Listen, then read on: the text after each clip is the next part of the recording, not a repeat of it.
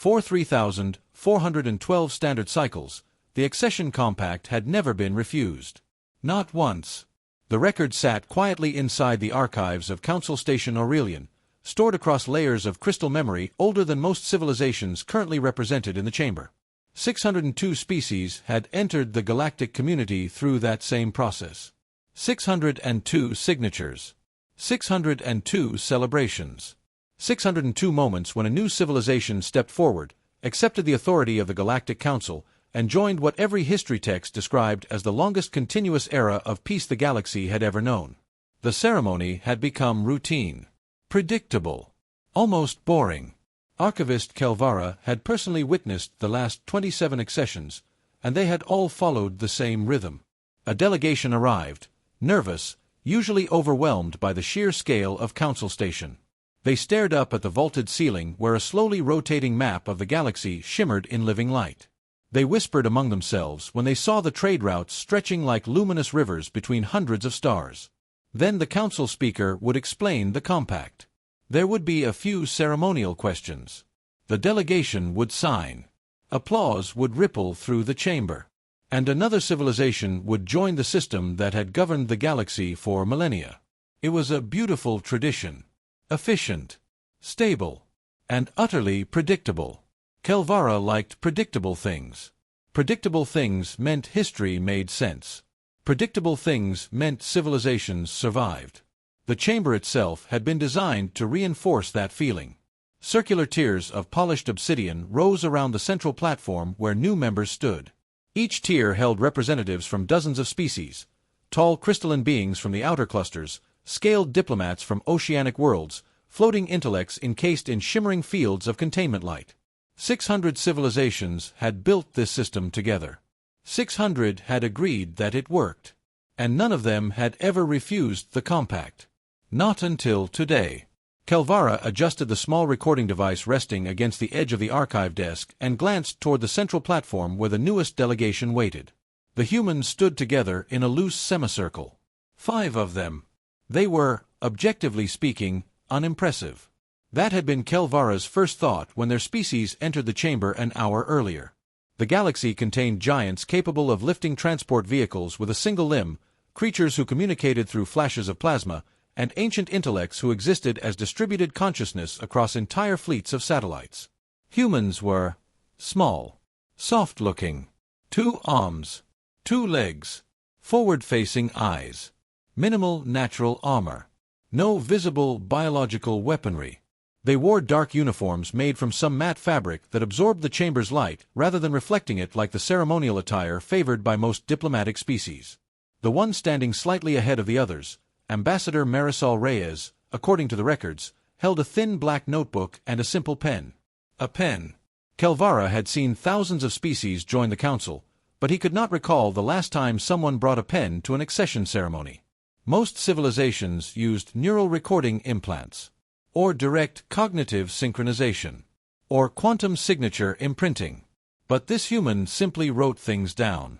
Every few minutes she glanced at the towering holodisplay where the compact's text scrolled slowly through the air, then lowered her gaze and added another line to the notebook. Kelvara watched her with growing curiosity. Most new delegations spent the ceremony looking upward.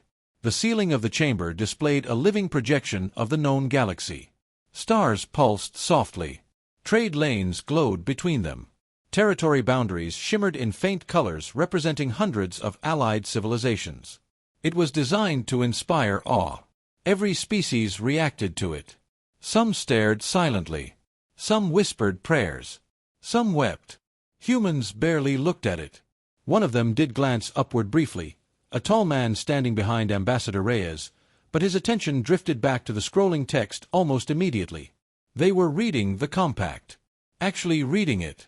Kelvara felt a faint ripple of amusement move through his thoughts. That was unusual, but harmless. Many species tried to read the document during their first accession ceremony.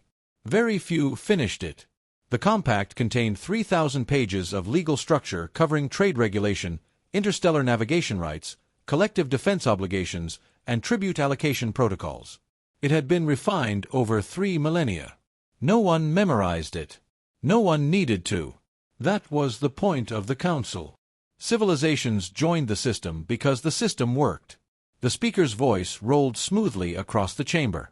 As has been the tradition for over 3,000 cycles, the ancient Kothari diplomat announced, his four arms resting calmly against the polished stone of the central podium, "We welcome a new civilization into the community of stars."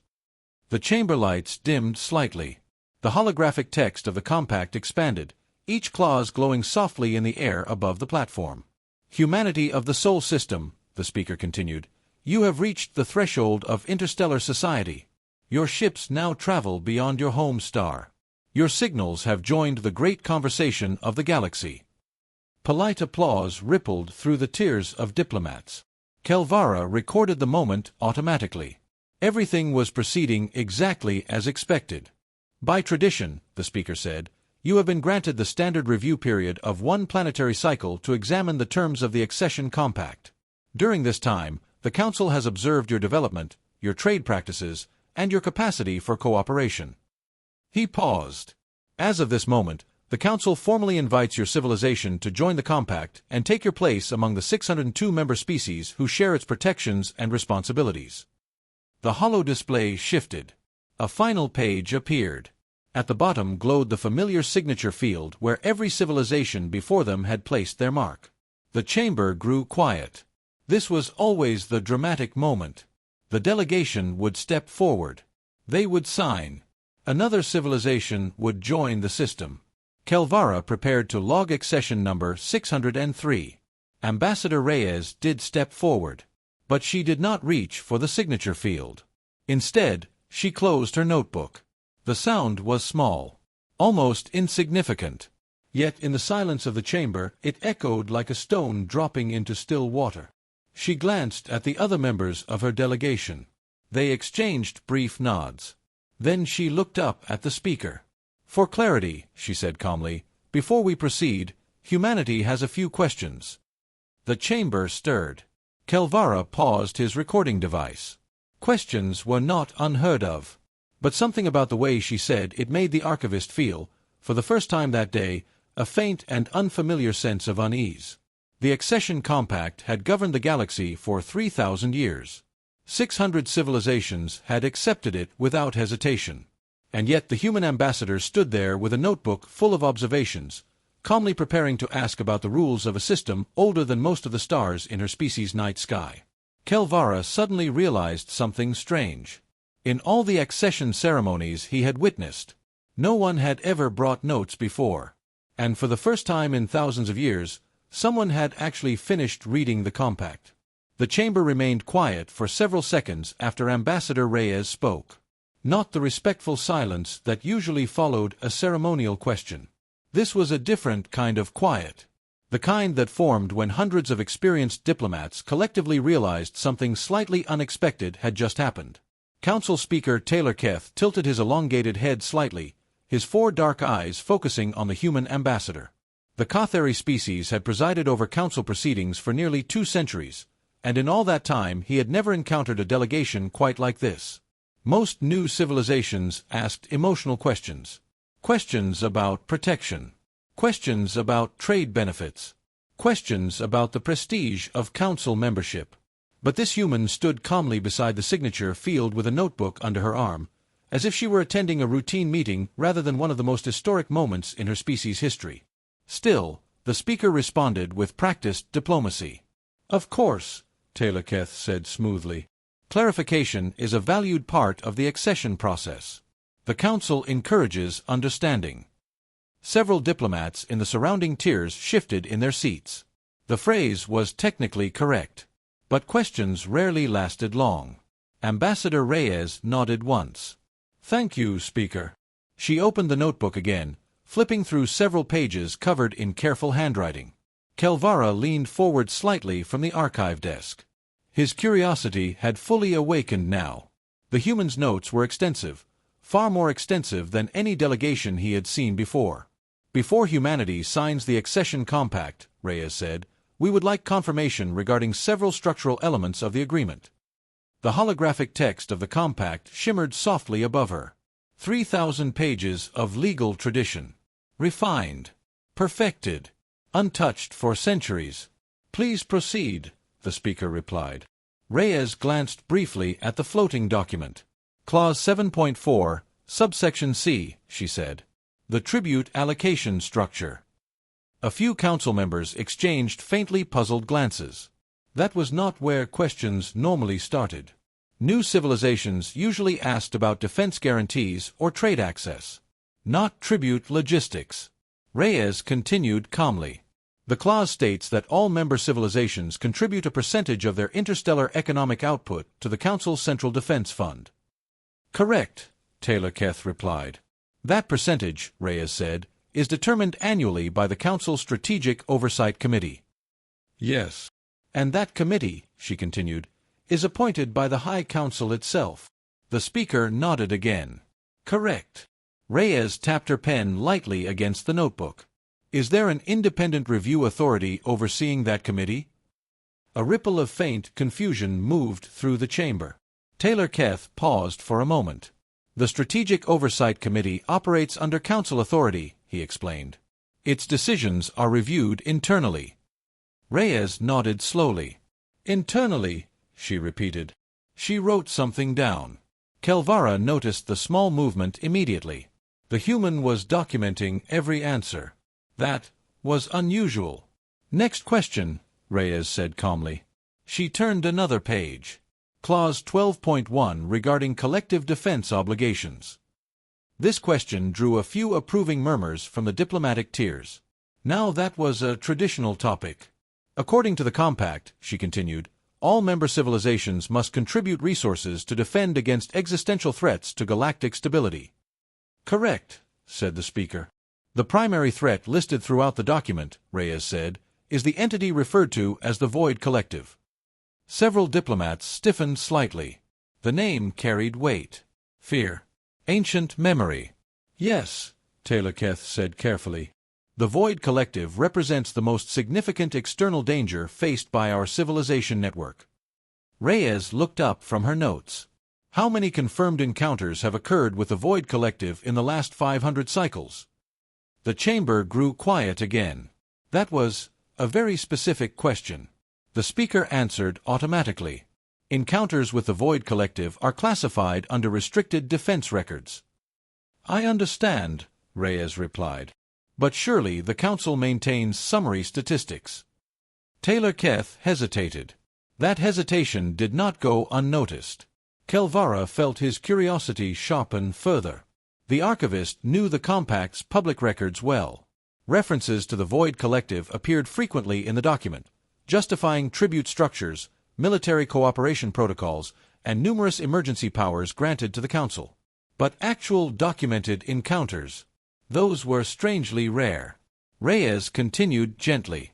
For planning purposes, humanity would simply like to know the approximate scale of the threat. The speaker folded his upper hands together.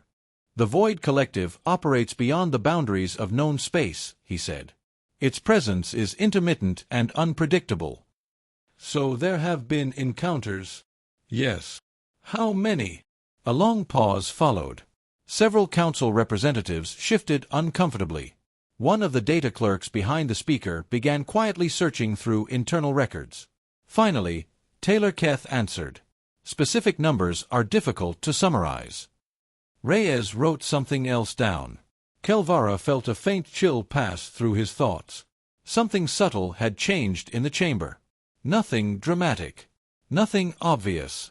But the humans were asking questions in a way that felt surgical, precise, like someone gently probing the edges of a structure to see where it might crack. Reyes flipped to another page. Clause 19.2, she said. The holographic document highlighted the section automatically. Administrative authority of the High Council. She looked up again. This clause grants the Council authority to override member civilization autonomy during emergency conditions. That is correct, said Taylor Keth. And who determines when such an emergency exists? The Council itself. Is there an appeals process? No. Reyes nodded. She wrote another line. Kelvara realized something unsettling. The humans were not asking questions randomly. They were moving through the document methodically. like investigators working through a prepared checklist. The tall human standing behind Reyes leaned slightly toward her and murmured something too quiet for most of the chamber to hear. She nodded, then looked up again. "One more clarification for now," she said. Her tone remained calm, professional, but the room felt subtly different now. More alert, more tense. "Clause 22, she said. "The Tribute Enforcement Protocol." A few council members shifted again. That clause governed what happened if a civilization failed to meet its financial obligations to the council. "What about it?" the speaker asked. Reyes glanced at the text. "The clause states that enforcement actions may include economic sanctions, trade isolation, or, if necessary, military intervention." "That is correct." She paused, then asked the question that made several diplomats visibly uncomfortable. "Has the council ever used that authority?" Silence spread across the chamber. Not the ceremonial silence from earlier. This silence carried weight. The kind of quiet that followed a question no one had expected to hear. Kelvara slowly realized something. The humans were not asking about how to join the system. They were asking about how the system actually worked. And for the first time in 3,000 years, someone seemed to be examining the compact like a contract instead of a tradition. Ambassador Reyes closed her notebook again. "For the moment," she said calmly, "those are the initial questions." She glanced at the speaker. "Once we review the answers, we may have a few more." Kelvara felt the faint chill deepen, because suddenly he understood something important. The humans were not nervous. They were not confused. They were not overwhelmed by the grandeur of the council chamber. They looked exactly like a group of people who had arrived at a meeting already knowing what they planned to ask. And the accession ceremony, something that had followed the same perfect pattern for thousands of years, had just become something very different. A review. For the first time in thousands of accession ceremonies, the chamber did not move immediately toward the signing. Instead, diplomats whispered, quietly at first, then with growing interest. Council Speaker Taylor Keth maintained his professional composure, but even he could feel the shift in atmosphere spreading through the tiers of representatives. A process that normally lasted minutes had already stretched well beyond its expected rhythm. And the humans still hadn't even approached the signature field. Ambassador Marisol Reyes stood calmly in the center of the platform, flipping through her notebook again. The other 4 members of the human delegation had begun quietly examining the floating text of the compact from different angles. One of them, a gray-haired man with a thin data tablet, zoomed in on several clauses and highlighted sections with careful precision. Another human was quietly comparing 2 passages several hundred pages apart. Kelvara leaned closer over the archive desk. They weren't confused. They were studying. That alone was unusual. Most civilizations were overwhelmed by the ceremony. The massive chamber, the rotating map of the galaxy above them, the presence of hundreds of alien species, it created an emotional atmosphere designed to encourage quick acceptance. But the humans seemed almost detached from it. The great holographic galaxy rotated slowly above them. None of the humans looked up. Instead, they looked down. At the contract. Speaker Taylor Keth cleared his throat softly. "Ambassador Reyes," he said, "the Council will gladly address your questions. However, I assure you that the compact has been refined over many centuries. Its mechanisms are well understood." Reyes smiled politely. "I'm sure they are." Her tone was calm, almost friendly. But she did not close the notebook. Kelvara noticed that detail immediately. Instead, she turned another page. "Before we continue," she said, "there is something humanity would like to clarify about the review period." Taylor Keth tilted his head slightly. "The standard 1-cycle examination period?" "Yes," Reyes said. She gestured toward the compact floating above them. "The Council allowed our civilization 1 planetary cycle to review the agreement before this ceremony." "That is correct," the speaker replied. "And during that time," she continued, "we were encouraged to examine the compact thoroughly." "Yes." Reyes nodded slowly. "That is exactly what we did." A faint ripple of quiet amusement moved through the diplomatic tiers. Several representatives from older civilizations exchanged knowing looks. Many species attempted a thorough review during their accession period. But 3,000 pages of legal structure were not something most young interstellar societies could realistically analyze in a single year. Reyes continued speaking. Humanity assembled a review team of legal scholars, economists, historians, and systems analysts. The chamber remained quiet. Kelvara felt his curiosity sharpen again. That sounded unusually thorough. We assigned separate groups to examine each structural component of the compact, Reyes said. Trade regulation, defense coordination, tribute distribution, governance authority. She tapped the pen lightly against the notebook. Then we cross-referenced those sections. A few council representatives leaned forward slightly. Cross-referenced. That process raised several interesting questions, she said. Speaker Taylor Keth remained calm. Questions are welcome. Reyes nodded once. Good. She flipped to another page. The first anomaly appeared in the tribute allocation structure. A few diplomats exchanged subtle glances. Reyes continued. As we understand it, every member civilization contributes a percentage of its economic output to the Council's Central Defense Fund. Yes, the speaker said. That fund, Reyes said, is primarily justified as protection against the void collective threat. Again, several representatives stiffened slightly. The humans seemed unusually interested in that topic. Reyes glanced down at her notes again. While examining the defense budget structure, our analysts attempted to model how tribute contributions were distributed. Kelvara suddenly felt a faint pulse of unease. That was a very human kind of approach. Modeling systems, analyzing data flows, looking for patterns. Our models produced inconsistent results, Reyes continued calmly. Inconsistent how? Asked Taylor Keth. Reyes looked up. The expected military expenditure patterns did not match the tribute input. Several diplomats frowned. What do you mean? One of them asked from an upper tier. Reyes answered without hesitation. The Council receives tribute contributions from over 600 civilizations. Yes. Yet the recorded military deployments listed in public archives are minimal. A quiet murmur spread through the chamber. Kelvara felt the unease grow stronger. He had worked in the archives for nearly a century, and now that the human said it out loud, the public records were strangely thin. Reyes continued. We initially assumed that many operations were classified. That would be correct, the speaker said. So our analysts attempted to estimate the scale of classified operations based on budget structure. She paused, then delivered the next sentence in the same calm tone. The numbers still did not align.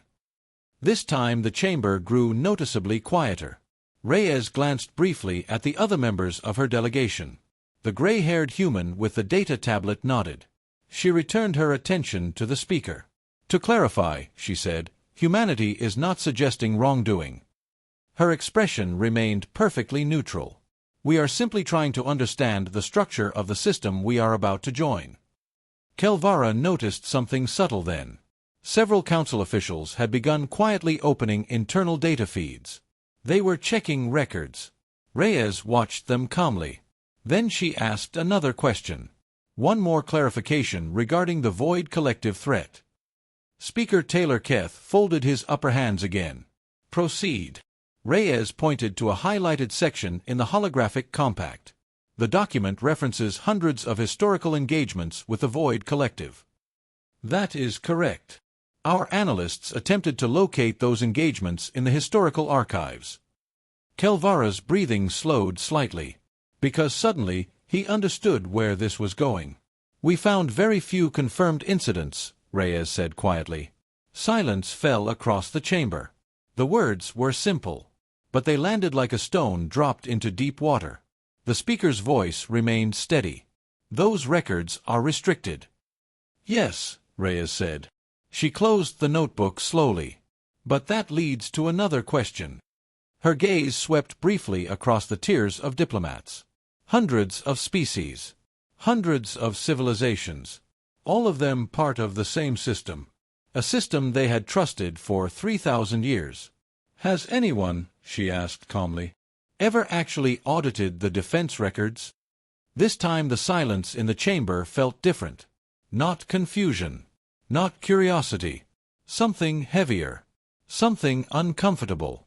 Because the humans were no longer just asking questions. They were doing something far more dangerous. They were checking the math. Kelvara felt a strange realization slowly forming in his thoughts. 600 civilizations had joined the compact. 600 civilizations had trusted the system. But none of them had arrived at the ceremony with a notebook full of calculations. And none of them had spent a year analyzing the numbers. The archivist looked back toward the human delegation. For the first time since the ceremony began, he began to suspect something unsettling. The humans had not come here to join the system. They had come here to study it. And they seemed to be discovering things no one else had ever bothered to look for. For several seconds after Ambassador Reyes asked her last question, no one spoke. Not the council speaker. Not the diplomats. Not even the data clerks behind the podium who normally responded immediately to archive requests. Instead, a quiet ripple of activity began spreading across the chamber. Displays flickered to life. Internal data feeds opened. Representatives began whispering to their aides. Kelvara watched it all with growing fascination. This was new. Accession ceremonies were supposed to be symbolic events. A celebration of unity. A ritual repeated hundreds of times across thousands of years. They were never meant to turn into investigations. Yet that was exactly what was happening. Ambassador Reyes stood patiently while the chamber stirred around her. She made no attempt to push the conversation forward. She simply waited, as if she already knew the questions would answer themselves. Finally, Speaker Taylor Keth cleared his throat. The Compact's defense records, he said carefully, contain numerous classified engagements. Yes, Reyes replied. But classified information still produces statistical footprints. A few diplomats frowned at the phrase. Footprints? Asked a crystalline representative from the outer clusters. Reyes nodded. If 600 civilizations are funding a massive defense effort, that effort should appear in logistics networks, supply movements, ship construction records, and deployment statistics.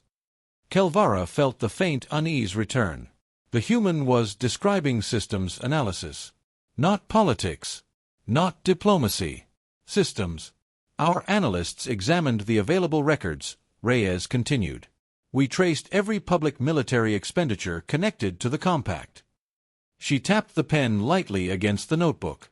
The numbers were surprisingly small. Another murmur moved through the chamber. The speaker's voice remained calm. Public records represent only a fraction of council operations. Of course, Reyes said. So we attempted to estimate the scale of classified activity required to justify the tribute contributions. Kelvara leaned forward slightly. He could see the other humans now exchanging brief glances with each other. Quiet confirmations. Silent communication.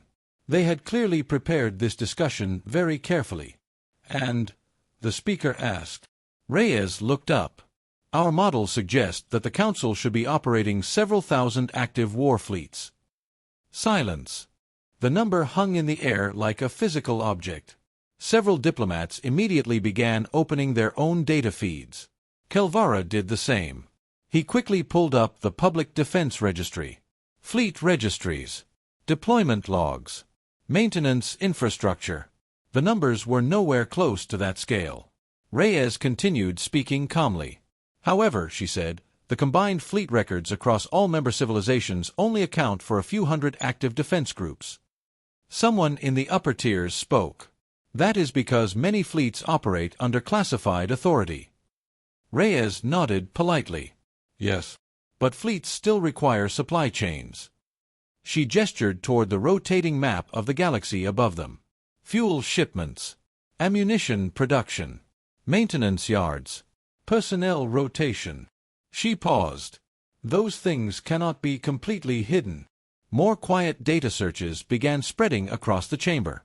Kelvara watched as several council analysts began pulling old logistics records from the archives. A few minutes passed. The silence grew heavier. Finally, one of the clerks behind the speaker leaned forward and whispered something. Taylor-Ketha's posture shifted slightly. It was subtle, but Kelvara noticed. The speaker had just received new information. Ambassador Reyes saw it too.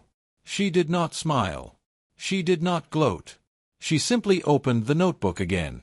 Perhaps another question will help clarify things. The chamber remained very quiet now. Clause 31, Reyes said. The holographic text shifted automatically. Emergency Authority Extensions. Taylor-Keth nodded slowly. That clause allows the Council to expand its authority during major crises. Yes, Reyes said.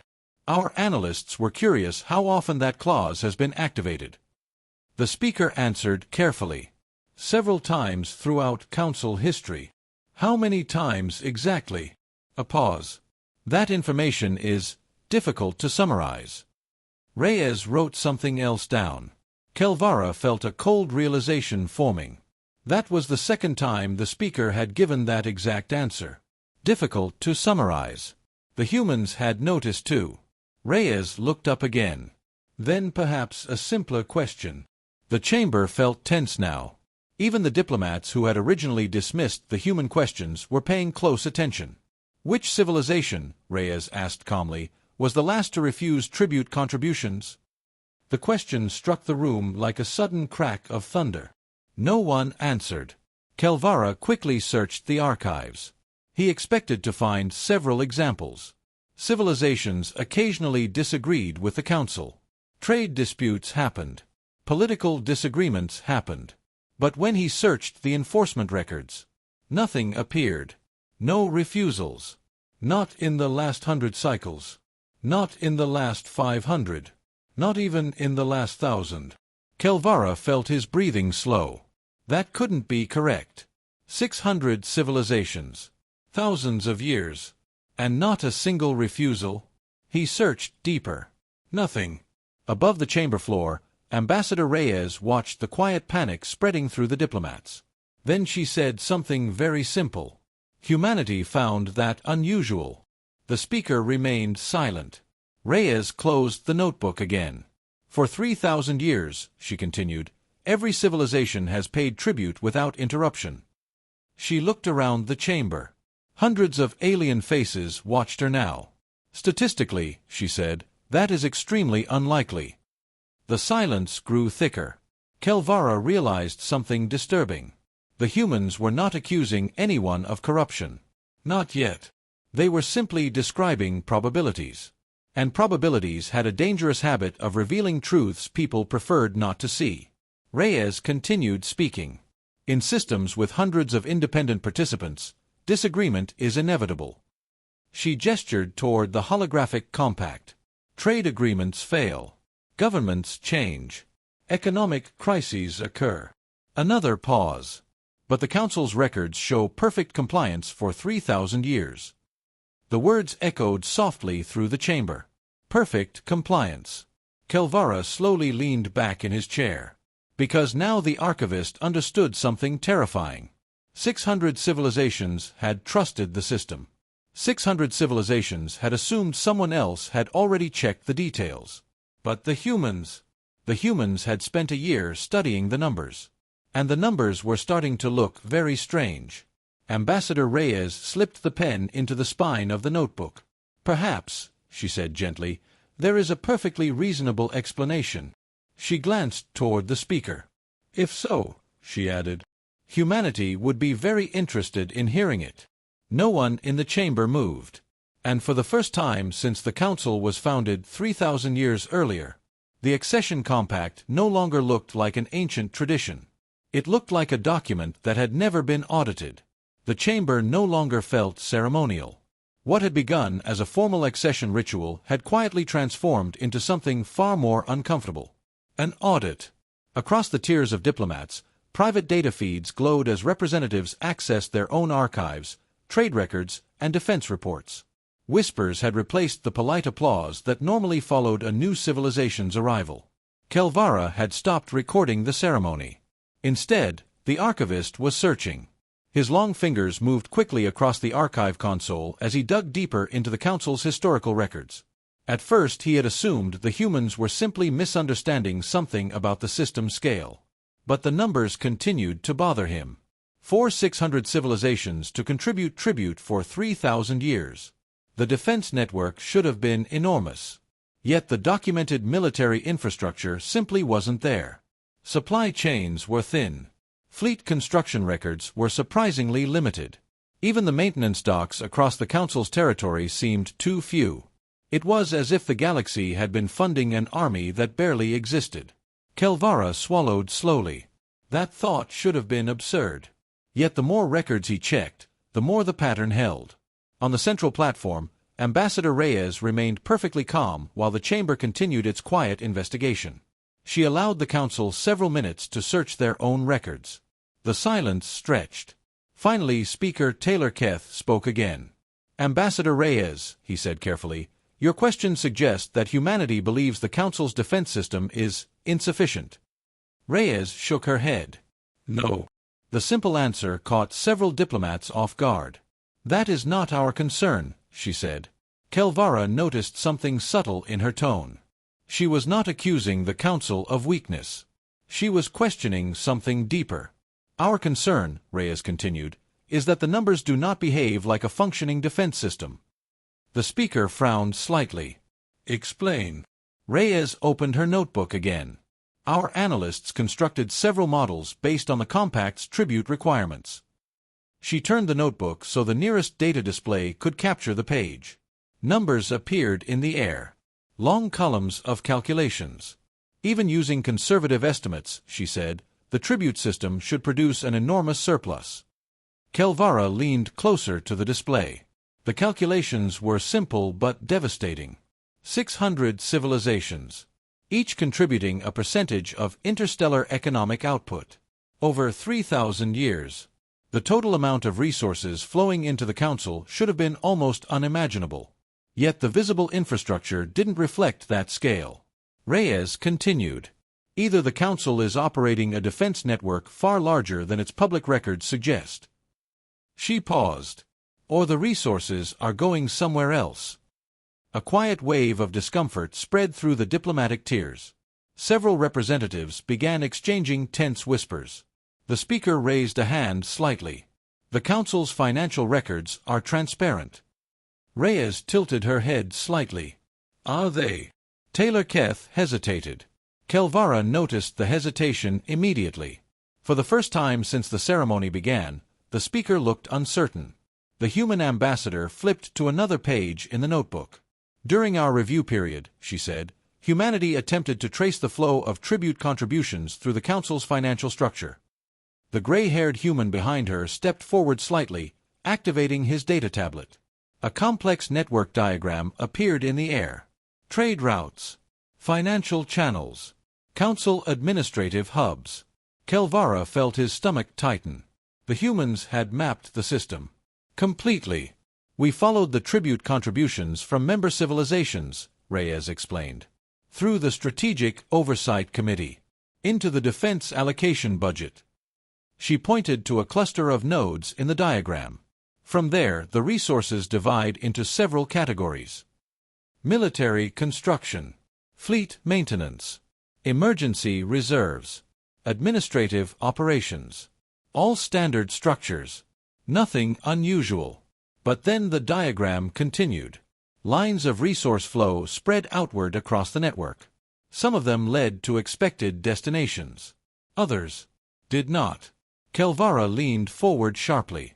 Several of the channels extended into systems he did not recognize. Private administrative hubs. Unlisted logistics stations. Budget categories labeled only with internal authorization codes. "Those codes," Reyes said calmly, "do not appear anywhere in the public compact documentation." The speaker's lower hands tightened slightly against the podium. "Internal Council operations often require classified channels." "Of course," Reyes said. "But when we attempted to trace those channels..." She paused. The chamber had grown completely silent again. "They stopped." Kelvara blinked. "Stopped?" Reyes gestured toward the diagram.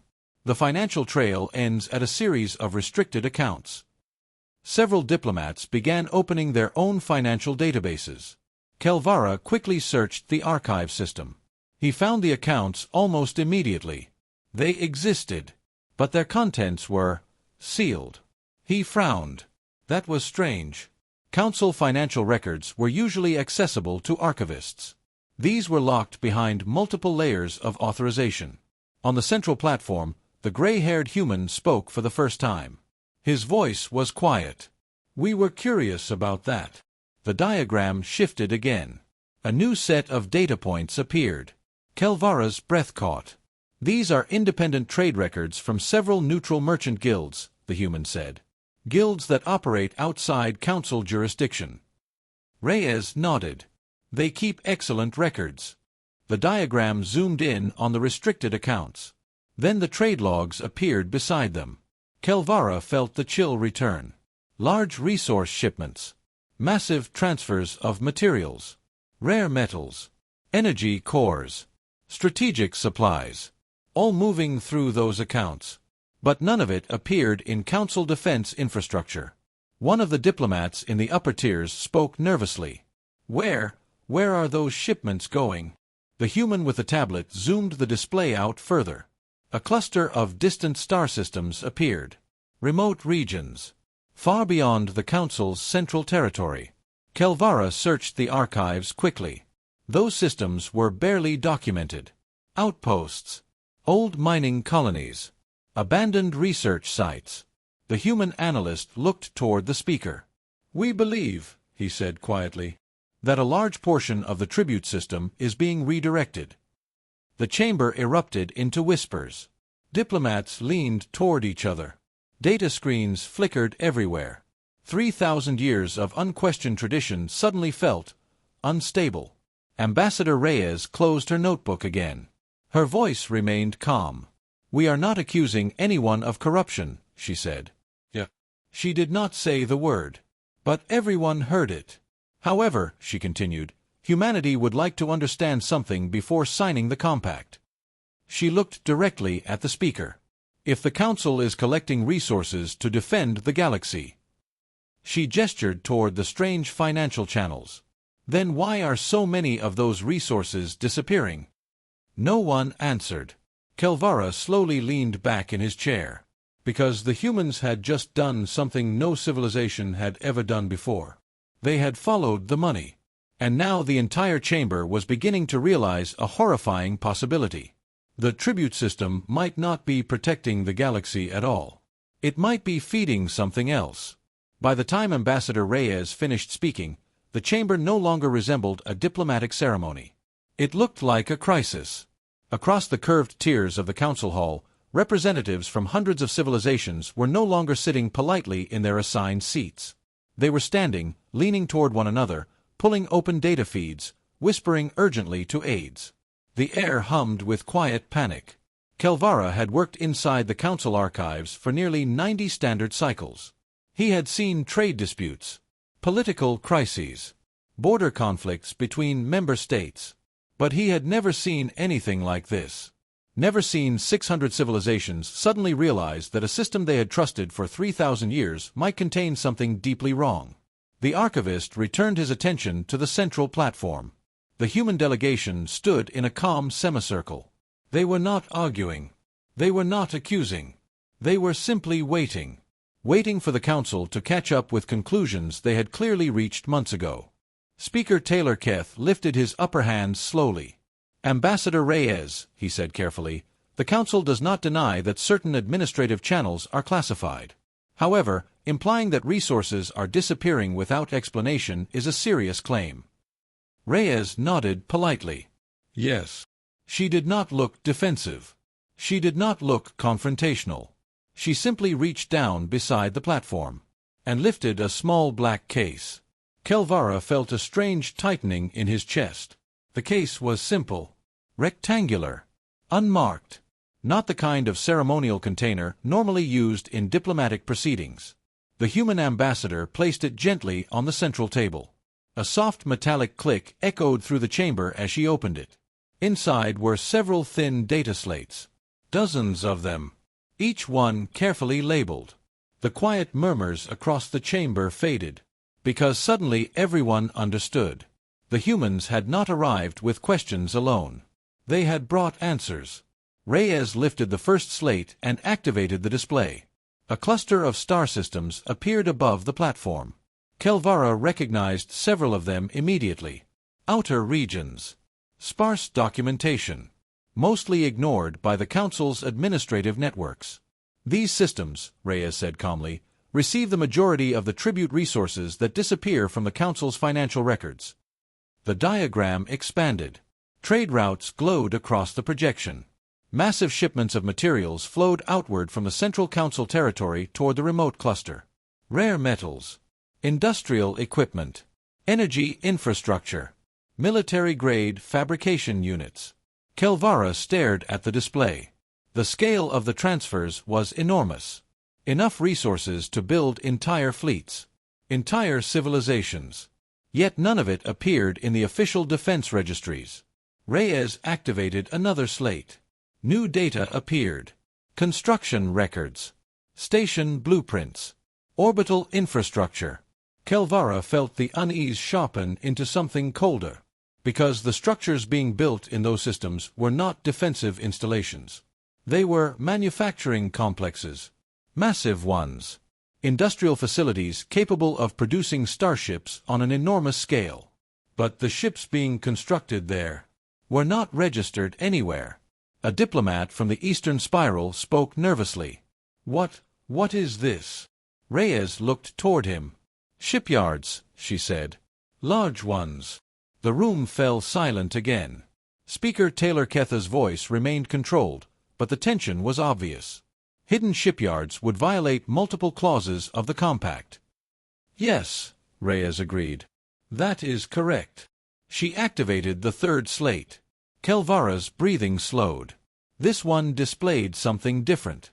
A long chronological table. Dates. Locations. Incident reports. The heading above the table read, Void Collective Encounters. Kelvara leaned forward sharply. At first the table looked normal. It stretched across hundreds of cycles. Engagement markers. Threat alerts. Emergency response codes. But as the archivist's eyes moved down the list, something strange became obvious. The entries were incomplete. Many contained no location, no casualty reports, no battle records, just brief references to encounters. Reyes spoke softly. Human analysts examined every recorded reference to the Void Collective. Another slate activated. New columns appeared beside the old ones. Independent star charts, exploration records, merchant navigation logs, deep space sensor data. Kelvara stared at the comparison. Then his stomach dropped, because the two sets of data did not match. The places where the compact claimed Void Collective encounters had occurred showed nothing. No wreckage, no battle debris, no evidence that anything had ever happened there. The human analyst beside Reyes zoomed in on one entry. Cycle 2141, he said quietly. Major engagement with the Void Collective. Multiple fleets deployed. The display switched to a deep space sensor map. Nothing. Just empty stars. No combat residue. No ship signatures. No radiation patterns. Kelvara felt a chill run down his spine. Reyes activated another comparison. Another engagement. Another empty system. Again. And again. Dozens of supposed battles. Hundreds of emergency responses. All leading to the same conclusion. Nothing had ever been there. The chamber erupted into confused voices. That's impossible. The records must be incomplete. Sensor drift. Reyes raised one hand slightly. The room quieted. Humanity spent the last year attempting to locate physical evidence of the Void Collective. She paused. We found none. Kelvara felt his pulse quicken. That could not be right. The Void Collective had been part of the Compact's foundation for millennia. It was the reason the tribute system existed. The reason the Council maintained emergency powers. The reason 600 civilizations had agreed to fund a unified defense network. Reyes spoke again. We searched military archives, exploration databases, merchant navigation logs, deep space monitoring stations. She looked slowly across the chamber. Not a single confirmed encounter exists. The words fell like gravity. For a moment, no one reacted. The idea was simply too large to process. Speaker Taylor Keth finally spoke. His voice was lower now. Are you suggesting that the Void Collective does not exist? Reyes did not answer immediately. Instead, she activated the final slate. A long ledger appeared.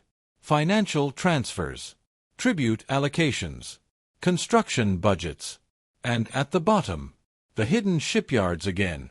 Hundreds of them, spread across the remote systems, quietly building fleets. For centuries, Kelvara stared at the display with growing horror, because suddenly the pattern made sense. If the Void Collective was not real, then the tribute system had never been about defense.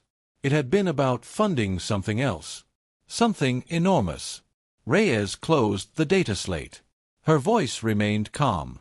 We do not know whether the Void Collective ever existed. She glanced toward the hidden shipyard cluster glowing faintly above the platform. But we do know this. The chamber felt completely still. For 3,000 years, 600 civilizations have been paying tribute to defend against an enemy that has never appeared. Silence filled the hall. The kind of silence that forms when an entire civilization structure suddenly stops making sense. Kelvara slowly leaned back in his chair. Because the humans had just done something impossible. They had taken the foundation of the Galactic Order and proven that it might be built on nothing at all. And the worst part was not the possibility of corruption. The worst part was the realization slowly spreading through the chamber. If the Void Collective wasn't real, then something else had been quietly building fleets in the dark for 3,000 years. The chamber no longer whispered. It argued. Voices from dozens of species rose across the tiers, overlapping in confusion and disbelief. Data displays flickered everywhere as diplomats compared the human evidence against their own archives. For centuries, the council chamber had been a place of calm order. Now it sounded like a marketplace. Kelvara had stopped pretending to search the archives. His attention remained fixed on the central platform where the human delegation stood quietly beside the evidence case. They looked strangely unaffected by the chaos. They were not celebrating. They were not accusing anyone. They simply watched the council argue with itself. Above the platform, the rotating map of the galaxy continued its slow motion, stars drifting silently across the vaulted ceiling. For the first time since the council had been founded, the map no longer looked reassuring. It looked uncertain. Speaker Taylor Keth raised his upper hands again, attempting to restore order. Representatives, he said firmly. The chamber slowly quieted. This session will remain structured. A few final murmurs faded. Then every eye returned to the humans. Ambassador Marisol Reyes stood exactly where she had been since the ceremony began, the small black notebook resting calmly in one hand. The speaker studied her carefully now. Very carefully. Because a realization had begun spreading through the council. The humans had not discovered this information today. They had known it before they arrived. The entire investigation. The hidden shipyards. The missing battle records. All of it had been prepared in advance. Which meant the humans had come to this ceremony with leverage. A dangerous amount of leverage. Taylor Keth spoke slowly. Ambassador Reyes. Yes, Speaker. You have presented significant concerns regarding the Council's administrative systems. That is correct. And yet, he continued, you brought this information directly to the Council rather than revealing it publicly.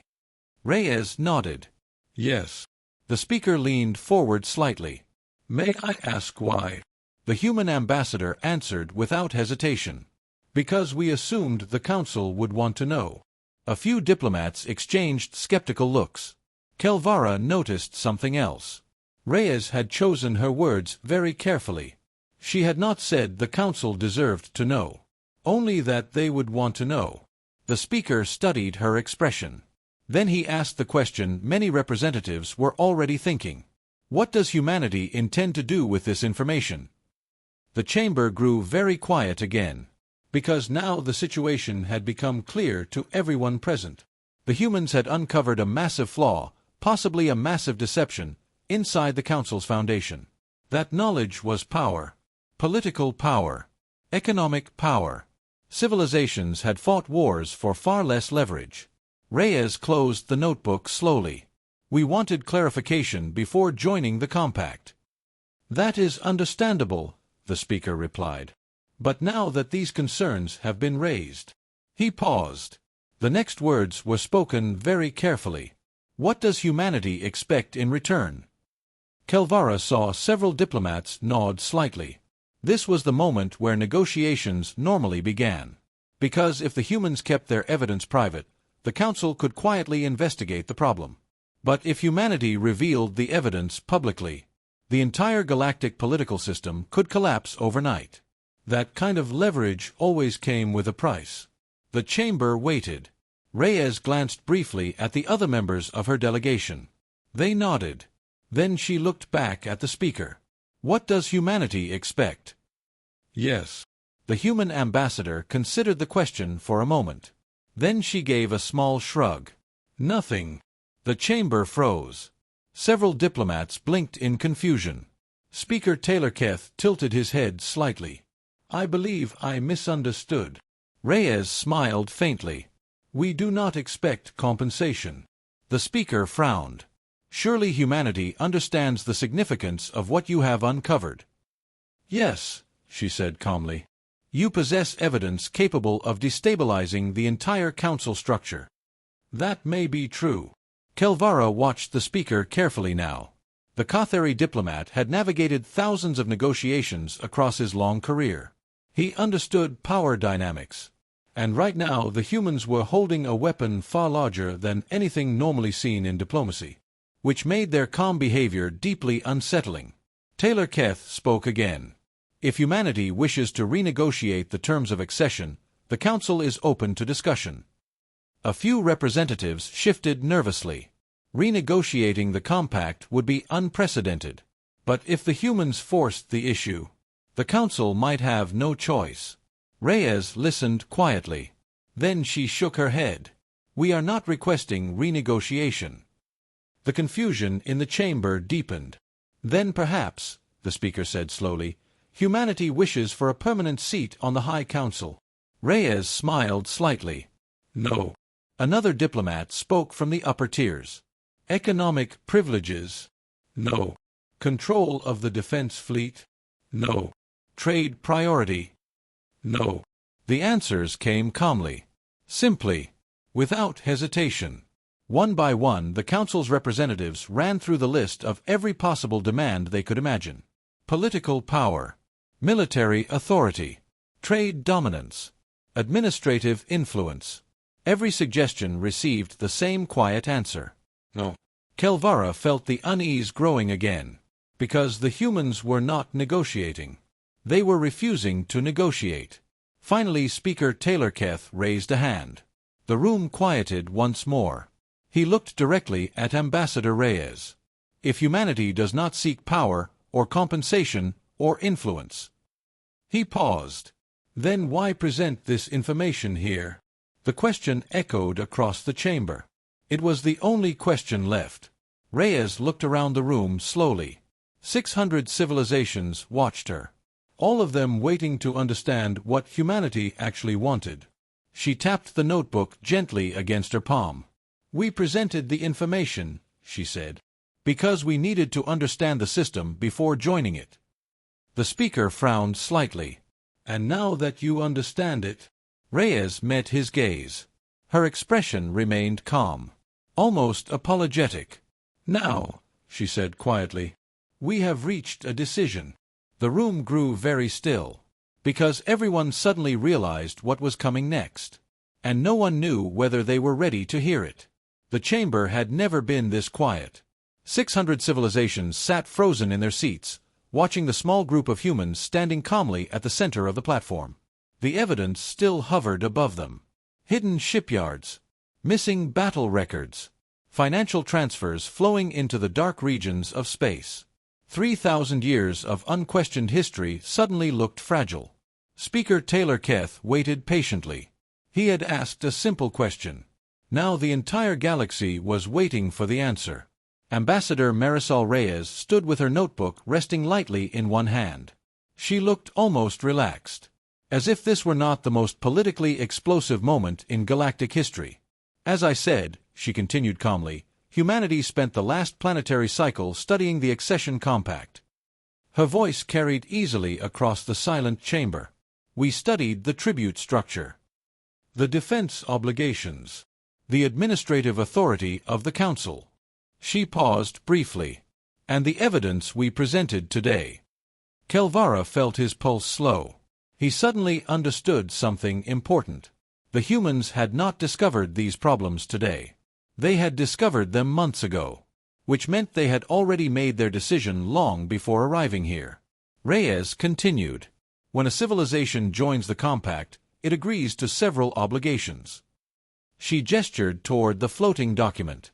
Economic contribution, military cooperation, submission to emergency authority. All familiar clauses, all accepted by 600 civilizations before them. Reyes tapped the notebook once. Humanity does not take agreements lightly. A few diplomats shifted slightly. The human ambassador's tone remained calm, but there was a subtle firmness in her voice now. On our world, she said, contracts are taken very seriously. Kelvara noticed several council members leaning forward. Reyes glanced briefly at the enormous document floating above the platform. 3,000 pages. She shook her head slightly. That is a very large contract. A few quiet murmurs moved through the chamber. Yes, Speaker Taylor Keth replied carefully. It governs a very large civilization network. Reyes nodded. And yet, she said softly, it appears that many parts of it were never properly examined. No one argued. The evidence hovering above the chamber had made that painfully clear.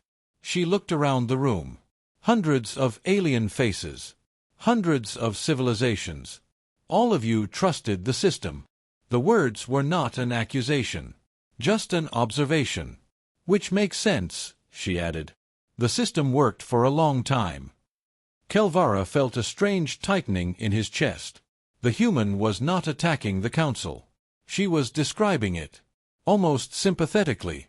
But trust, Reyes continued gently, is not the same thing as verification. The silence deepened.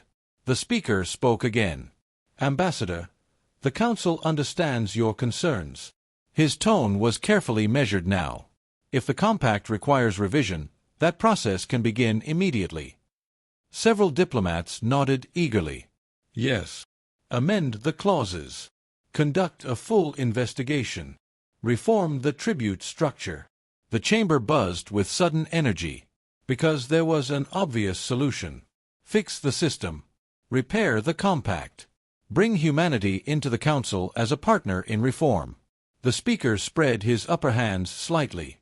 Humanity could help us correct these problems. Reyes listened quietly. Then she smiled. It was a small smile. Not mocking. Not triumphant. Just polite. That is generous, she said.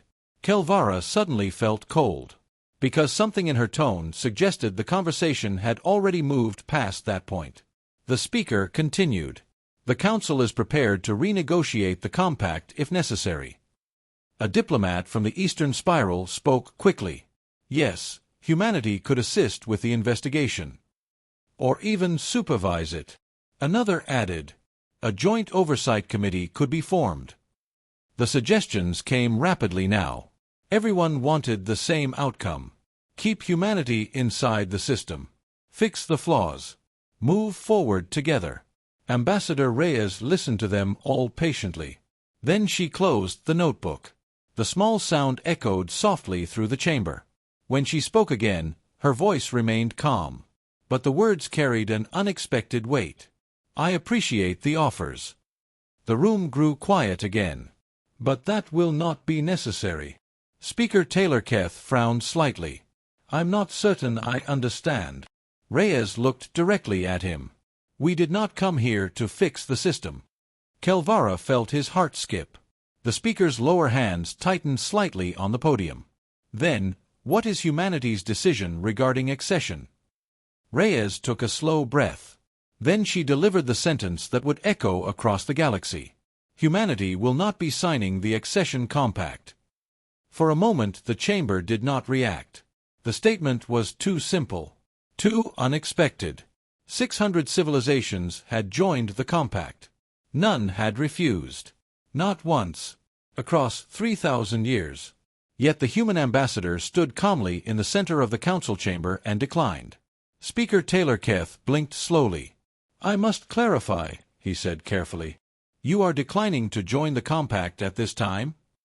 Reyes shook her head. No. Her next words were even quieter. Humanity is declining permanently. A wave of stunned silence swept through the chamber. Several diplomats stared in disbelief. You would reject membership in the galactic community? Reyes shrugged lightly. That depends on how one defines community. Another representative spoke. But the compact guarantees trade access, defense cooperation, and diplomatic recognition. Yes. And you are refusing those benefits? Reyes nodded. We are. The shock in the room deepened. Because no civilization had ever done this before. Speaker Taylor Keth studied her carefully. May I ask why? Reyes answered simply. Because we read the contract. Kelvara felt a strange chill pass through him. The words were not dramatic. Not angry. Just factual. Reyes glanced toward the enormous holographic document one last time. 3,000 pages, she repeated softly. And after reading them, she looked back at the speaker. We decided we were not comfortable signing it. No one spoke. The galaxy had expected negotiations, demands, political maneuvering. Instead, the humans had simply walked away. Reyes turned toward the other members of her delegation. They nodded. The human analyst collected the data slates and returned them to the black case. The evidence of 3,000 years of hidden systems quietly disappeared back into the container. Reyes picked it up. Then she looked at the speaker one final time. Thank you for answering our questions. Her voice was polite, almost warm. Good luck with your investigation. And with that, the human delegation turned away from the signature field. They began walking calmly toward the exit of the chamber, leaving behind 600 civilizations, and a system that suddenly no longer made sense. For several seconds after the humans left, no one moved. The great chamber of the Galactic Council remained frozen in complete silence. 600 civilizations sat in their tiers, watching the doors where the human delegation had just disappeared. The massive accession document still floated above the central platform. 3,000 pages. Unchanged. Untouched. Unsigned. Speaker Taylor Keth stood at the podium, his upper hands resting slowly against the surface. He had presided over this chamber for 73 standard cycles.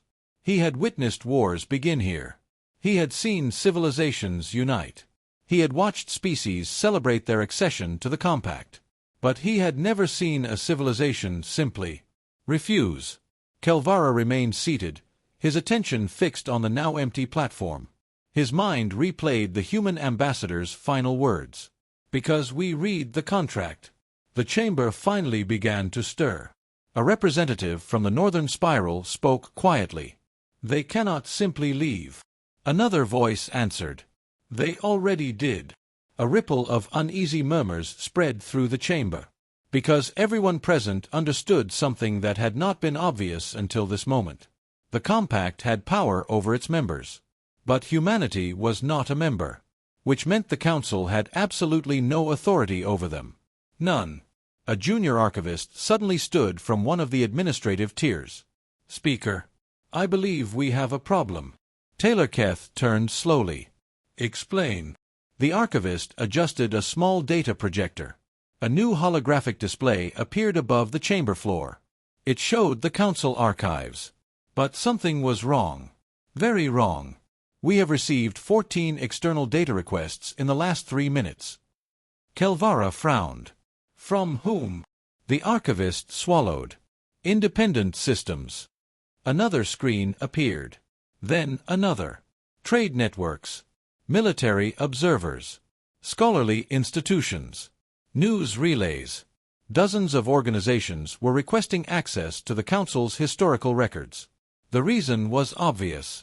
Humanity had asked questions. Now the rest of the galaxy was starting to ask them too. A diplomat from the outer colonies spoke nervously. If the compact has structural flaws. Another interrupted. If tribute funds were misdirected. And if hidden shipyards actually exist. The chamber's noise began rising again. But this time the tone was different. This was not debate. This was panic. Speaker Taylor Keth raised his hands again. Order. The room quieted slowly. But the tension remained. The speaker looked toward the archivists. How long until those records can be reviewed? The lead archivist hesitated. That depends. On what? On whether they still exist. A chill swept through the chamber. Kelvara leaned forward. What do you mean? The archivist brought up another projection. Sections of the Council archives were marked in red. Large sections. Thousands of records. Some historical entries appear to be incomplete. Incomplete? Yes. Or possibly altered. The room erupted again. For centuries, the Council archives had been treated as the most reliable historical record in the galaxy. They were supposed to be untouchable, immutable. Now the humans had raised a possibility no one had considered. What if the records themselves were wrong? A representative from the Trade Consortium spoke sharply. If tribute payments were misallocated. Another added. Entire economies could be affected. A military advisor leaned forward. And if those hidden shipyards are real? No one finished the sentence. They didn't need to. Because every civilization in the room understood the implication. Someone had been building fleets in secret. For centuries. And no one knew who. Kelvara slowly turned toward the massive star map above the chamber. For 3,000 years that map had represented stability. Order. Security. Now it looked different. Now it looked like territory. Uncertain territory. Speaker Taylor Keth spoke again. We will begin a full internal investigation immediately. But even as he said it, he knew the problem. Investigations required trust. And trust had just been damaged. By a species that had refused to join. A quiet voice spoke from the back tier. It was an elder diplomat from one of the oldest member civilizations. They saw it before we did. The room fell silent again. Kelvara understood immediately. Humanity had arrived as outsiders, which meant they had not inherited the Council's assumptions. They had examined the system like engineers reviewing a machine. And the moment they saw the flaws, they walked away. Another diplomat spoke quietly. If the compact truly contains hidden liabilities. A second voice finished the thought. Then we have all already signed it. That realization spread slowly across the chamber. 600 civilizations had accepted the contract. Without reading every clause. Without questioning the structure. Humanity had been the only species to examine it line by line.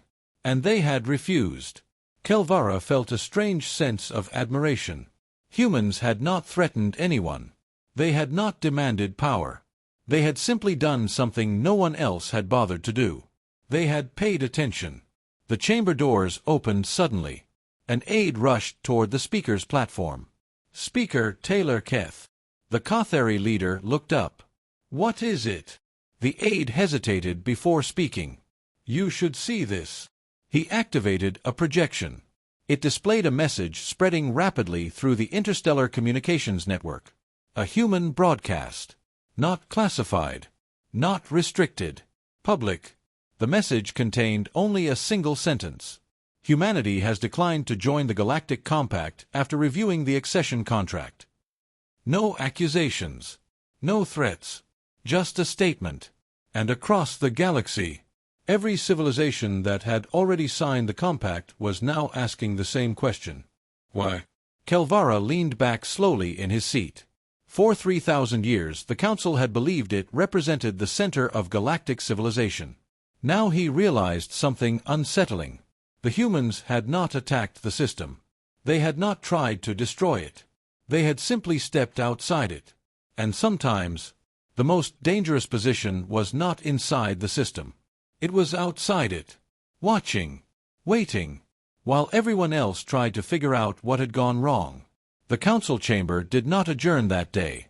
No one suggested it. No one dared. 600 civilizations remained in their seats while analysts, archivists, and administrators flooded the chamber with data streams. New screens opened across every tier as officials searched through thousands of years of records. The investigation had begun instantly. But the problem was already obvious. The humans had not broken the system. They had simply shown everyone where to look. Speaker Taylor Keth watched the activity from his podium. For the first time in his long career, the chamber looked less like a governing body and more like a crisis center. Kelvara remained seated near the diplomatic tier, quietly reviewing the broadcast humanity had released to the galaxy. It was still spreading. Across trade networks. Across research institutes. Across military intelligence channels. The message itself was simple. Humanity had declined membership in the Galactic Compact after reviewing the contract. Nothing more. No accusations. No explanations. Just a fact. And because humans had said almost nothing, the galaxy was now filling the silence with questions. Kelvara turned off the projection slowly. He had spent his life studying diplomacy, negotiations, power structures. But what humanity had just done was something entirely different. They had not challenged the Council. They had simply refused to depend on it. The chamber doors opened again. A different aide approached the speaker's platform. Speaker Taylor Keth, we have received another communication from the human delegation. The room quieted immediately. Display it.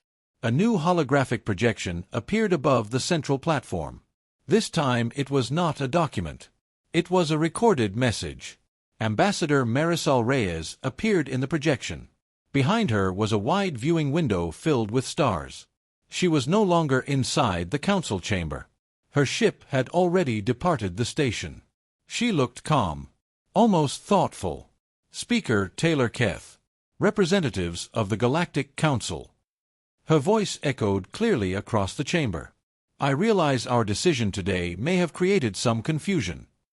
Several diplomats shifted slightly in their seats. That was not our intention.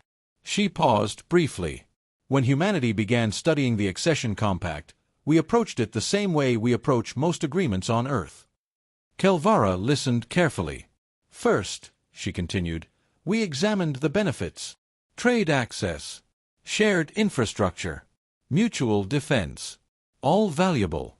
Then we examined the obligations, tribute payments, military commitments, emergency authority. Also understandable. Reyes folded her hands gently in front of her. And finally, she said, we asked a simple question. Her eyes moved across the chamber. What happens if the system fails? The silence returned, because no one in the chamber had ever seriously asked that question. For 3,000 years, the compact had simply existed. It had never been challenged. Reyes continued. On Earth, we have learned something from our history. Her voice softened slightly. Large systems fail. Empires fail. Governments fail. Institutions fail. Even good ones. Kelvara felt a strange unease settling in his chest. The human ambassador was not insulting the council. She was describing a pattern. One of the first lessons human civilizations learn, Reyes continued, is that survival cannot depend on a single structure. She gestured toward the stars behind her. So when we studied the compact, we asked ourselves a very practical question. What happens if the council disappears tomorrow? The chamber remained silent. Reyes gave a small shrug. If our survival depends on it, then we made a mistake. Speaker Taylor Keth leaned slightly forward. For the first time since the ceremony began, He thought he finally understood. You believe the council will collapse? Reyes shook her head immediately. No. Her answer came quickly. Not at all. The chamber stirred slightly. We believe the council will probably survive for a very long time. She smiled faintly. But humans have a habit of planning for the unlikely. Kelvara felt the weight of those words. Humans were not rejecting the council because they hated it. They were rejecting dependence. Reyes continued. 3,000 years is an impressive achievement. But human history has shown us something important. No system lasts forever. She paused again. And we prefer not to bet our species' future on something that eventually will. The chamber sat in complete silence. Because now they finally understood. Humanity had not refused the compact because it was unfair, or corrupt, or flawed. Humanity had refused it because it required trust in a permanent system. And humans did not believe permanent systems existed. Reyes straightened slightly. Please understand, she said calmly, humanity is not withdrawing from the galaxy. We intend to trade. We intend to cooperate. We intend to build relationships with many of your civilizations. She gestured toward the stars outside her window. But we will do so as independent partners. Not members.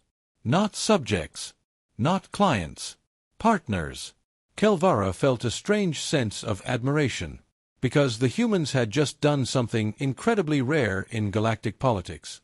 They had walked away from power. Reyes delivered her final words quietly. On Earth, we already signed the most important contract our species will ever have. She looked directly into the projection lens. Our survival. And we do not outsource that responsibility. The transmission ended. The chamber remained silent for a long time. Finally, one of the elder diplomats spoke quietly from the upper tiers. They did not reject us. Kelvara nodded slowly. No. Another voice finished the thought. They simply refused to depend on us. Speaker Taylor Keth looked up at the massive star map rotating above the chamber. For 3,000 years, the Galactic Council had believed it was the center of galactic civilization. Now he realized something extraordinary. Humanity had just proven that a civilization could stand outside the system and still be part of the galaxy. And somewhere, far beyond the Council Station, a human ship was already moving deeper into unexplored space. Not as a member of the Compact. Not as a subordinate of the Council. But as something the galaxy had never encountered before. A civilization that had read the contract and decided to write its own.